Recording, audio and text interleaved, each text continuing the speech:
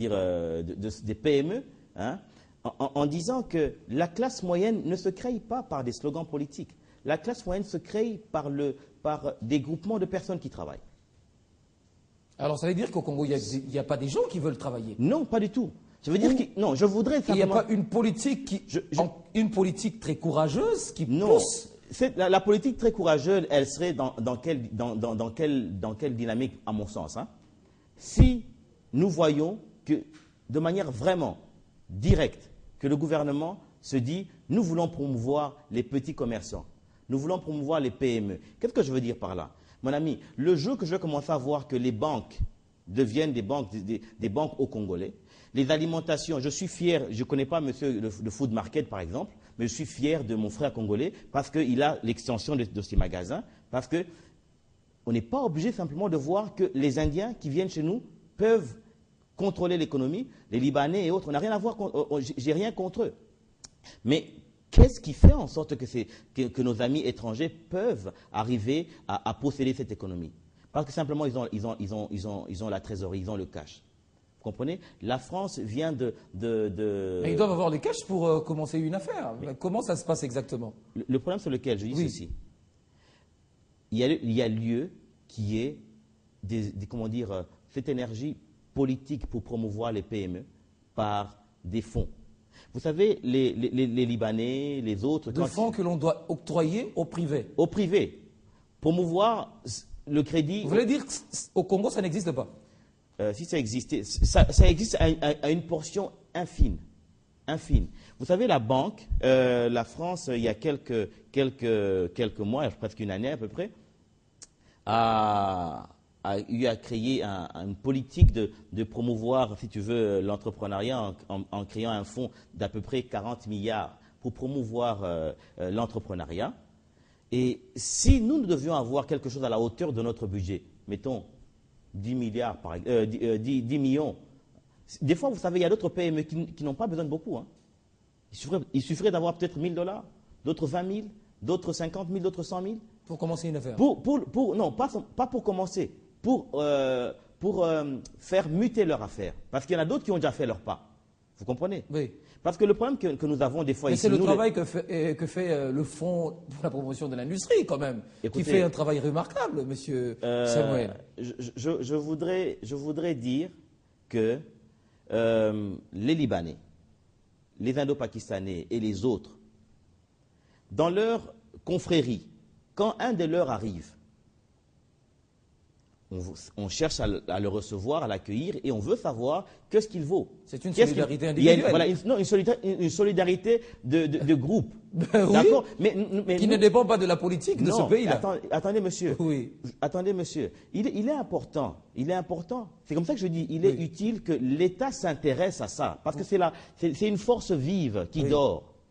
Parce que ceux qui vont créer les emplois, ce sont les PME. Ceux qui vont garantir les emplois, ce sont les PME, ce n'est pas les ministres, ce n'est pas le gouvernement. Le gouvernement a besoin de nous, en externe, afin de pouvoir soutenir leur programme. Vous comprenez? Donc c'est utile. Quand vous voyez que votre enfant, il a des talents, mais il faut juste lui payer 10 000 $ pour qu'il finisse son université. Quand vous le faites, vous investissez en lui, et ce dernier, quand il a fini ses études, il vous le rendra bien. Alors si les parents n'ont pas assez de ressources?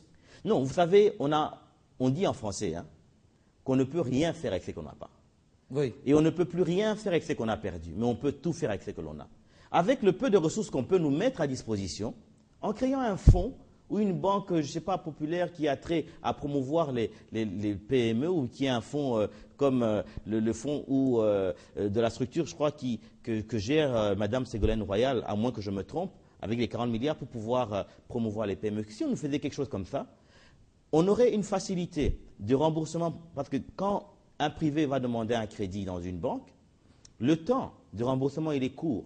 Je donne un Et le taux, il est un peu élevé. Il est un peu beaucoup élevé, je pense. Oui. Vous comprenez? Pendant que le Libanais, dans leur groupement sectaire, peuvent avoir des facilités de remboursement après peut-être 2 ans. Vous comprenez? Ceux qui ont déjà fait leurs preuves et qui ont déjà les moyens, qui ont déjà, comment dire, des structures qui tournent déjà. Des fois, ces structures peuvent simplement demander un fonds de 50 000 $ ou de 100 000 $ pour que son chiffre d'affaires qui tournait peut-être à 200 000 puisse passer à 2 millions seulement. Mais au regard quand même de ressources de la République démocratique du Congo, son budget, les besoins sociaux, les priorités, on constate tout naturellement que le gouvernement peut avoir ce désir, cette volonté de pouvoir le faire, mais pas assez de ressources, pas de moyens. C'est difficile. Il faut également tenir compte du contexte dans lequel... Je suis d'accord, vous dites que les besoins sociaux, ça veut dire quoi? C'est que nous parlons des foyers, nous parlons de la population. Et si vous vous ne pouvez pas résoudre le problème social des gens en épargnant. Même la Bible dit, celui qui épargne à excès s'appauvrit. Donc il est même utile de pouvoir réfléchir. C'est juste une brèche. Réfléchir.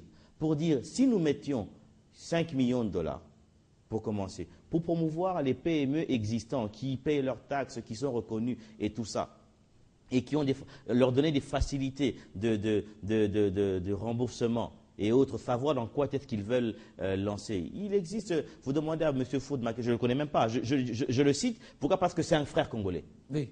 Vous comprenez? Monsieur de Peloustov, vous pouvez lui poser la question, vous avez besoin de combien? Oh non, j'ai besoin de 100 000, peut-être pour ajouter, renforcer telle capacité de marchandises. Oui. Et ces 100 000 pourront lui produire telle hauteur.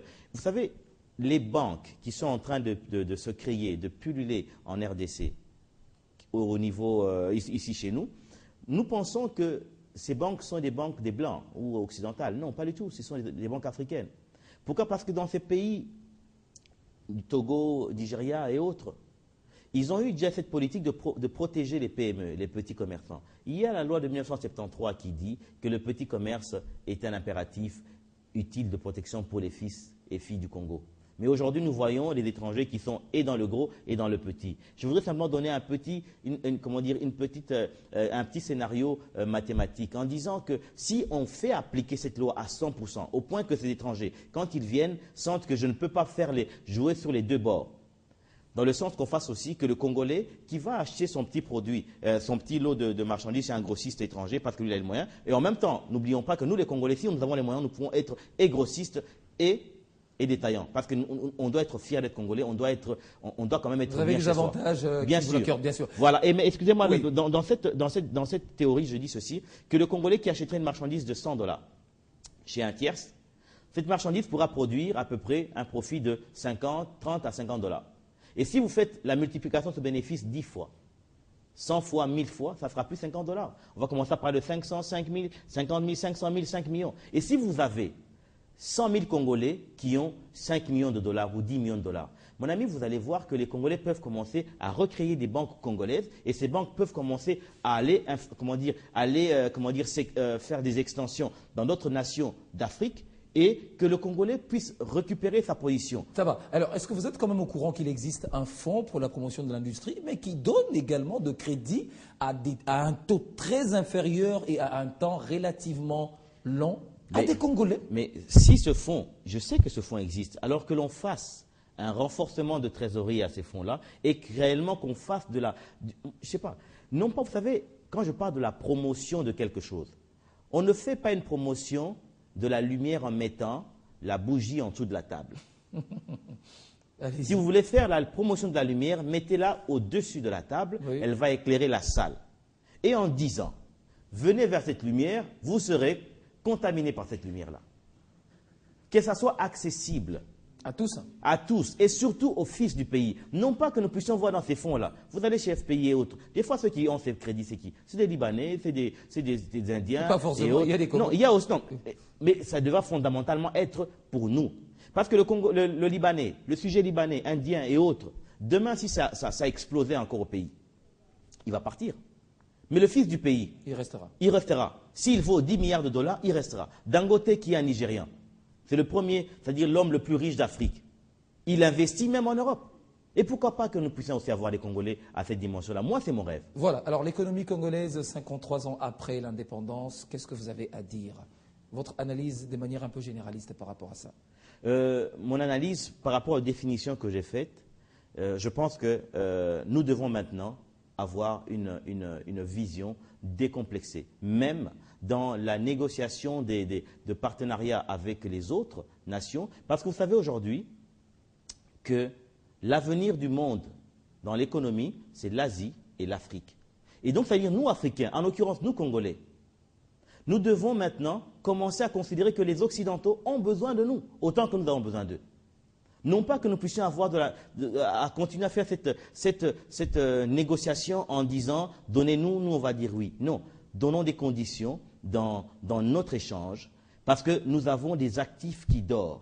Donc ça veut dire que moi je pourrais dire que nous sommes arrivés en voyant que la promotion agraire se fait à 100%, la promotion industrielle se fait à 100%, si 100% c'est la perfection, mais déjà à 80% ou mettons même à 60%, parce que si on est à 60, demain on va arriver à 70 et puis ainsi de suite. Et à cette dimension-là, ça sera, vous allez voir que le social ne sera même plus un apanage, simplement de dire un apanage de discours du chef de l'État ou bien du ministre, du Premier ministre. Ça sera résolu de soi-même. Très bien. Comme qui dirait, si vous voulez chasser les cafards dans une salle, c'est pas compliqué. Allumez la lumière. Très bien. Merci d'avoir répondu à nos questions. 30 minutes d'émission, une demi-heure, ça ne suffit pas. Beaucoup de questions. On nous reviendra bien sûr, M. Samuel Yemongou, dans une deuxième émission, dans un deuxième numéro, bien sûr, de décryptage pour épuiser cette matière. Merci d'avoir répondu à nos questions. Et c'est moi qui vous remercie pour le temps accordé pour réfléchir avec vous et partager avec mes frères qui peuvent être d'accord avec moi. Voilà. À vous aussi, merci de nous avoir suivis. C'était Décryptage. Portez-vous bien. À très bientôt, avec le même plaisir.